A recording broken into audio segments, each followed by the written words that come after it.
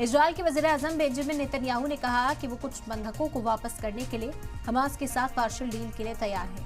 Netanyahu ने कहा कि गाजा पट्टी में जंग के खात्मे के बाद इजराइल की हिफाजत के लिए इजराइल नॉर्थ में कुछ फौजी दस्तों को फिर से तैनात करेगा।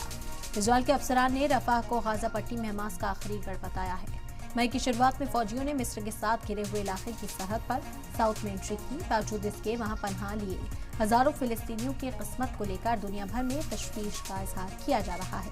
नेतन्याहू का एक चैनल को दिया गया उनका इंटरव्यू इजरायली मीडिया के साथ उनका पहला इंटरव्यू है। ये इंटरव्यू उस वक्त टेलीकास्ट किया गया जब लेबनान और इजराइल के बीच बढ़ती कशीदगी पर बातचीत के लिए इजराइल के वज़ीर दिफा अमेरिका पहुंचे हुए थे।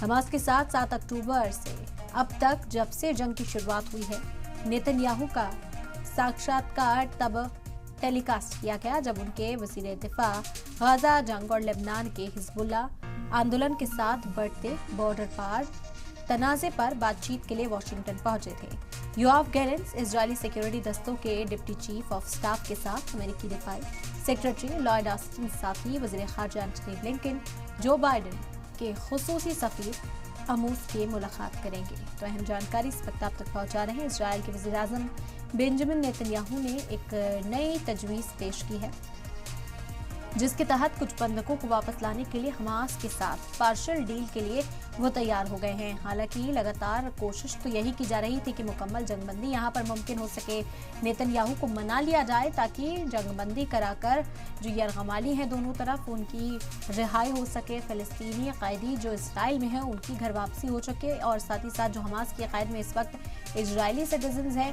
उन्हें भी घर वापस लौटाया जा सके, क्योंकि नेतन्याहू को मुखालफत का सामना अपने मुल्क में भी इस वक्त करना पड़ रहा है।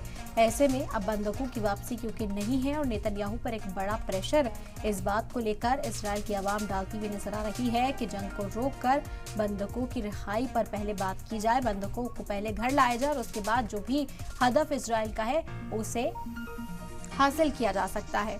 तो नेतन्याहू यहाँ पहली बार इंटरव्यू देते हुए नजर आए जिसमें उन्होंने इस बात का जिक्र किया है कि हमास के साथ पार्शियल एक मुआहदा जो है वो किया जा सकता है, पर इसकी शर्त यह है कि कुछ बंधकों की रिहाई होगी।